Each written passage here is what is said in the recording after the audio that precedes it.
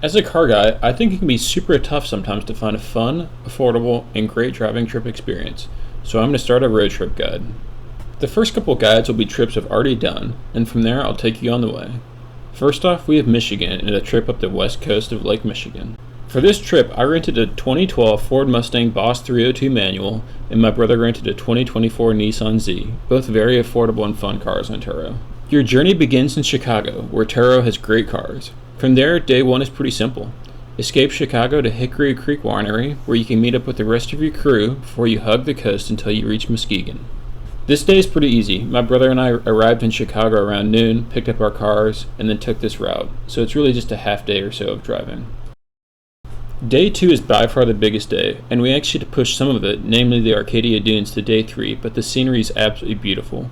We went in the fall, which is a pretty dead period for the resort towns that dot the coast here, but it made the roads wide open. Our plan was really to just hug the coast for the day and hit some lighthouses.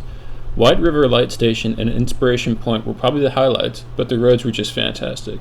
Wide open, great turns, and fairly hilly as well, all matched with the great fall scenery of Michigan.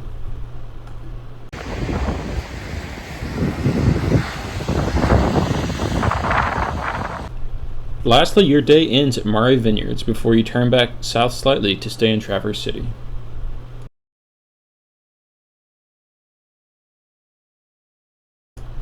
Day 3 is fairly long as well, but you get to backtrack some of your day 2 trip so you can hit any spots you missed. Notably, we went back to see the Arcadia Dunes and it was definitely worthwhile. It gives you an absolutely fantastic panoramic view of Lake Michigan as well as the dunes below. Although this isn't a full car review, I did want to speak briefly about the two cars we drove. The Ford Mustang Boss 302 that I drove initially had me split on it.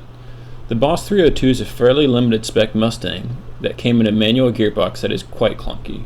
While in the Chicago traffic, I absolutely hated it, but as I drove it closer to its home, it opened up amazingly. Driving up the coast of Michigan with the fall leaves and great roads allowed me to really experience the car. It has great power, absolutely fantastic sound, and I found myself falling in love with it. My brother's Nissan Z was nice, much more refined, and overall a fun car, but I think he found it an overall lackluster and almost sterile experience, especially compared with the raw sound of the Boss 302. Day 4 is pretty quick. Drive back to Chicago and catch your flights. Our flights were around noon and we had plenty of time. It really is just a half day of driving. Overall, I would highly recommend this trip. Turo has great cars in Chicago, which I think can sometimes be a barrier to entry for trips like this, and Michigan in the fall was fantastic. It was around 50 to 60 each day, and the scenery was absolutely gorgeous as we ripped up the coastal towns.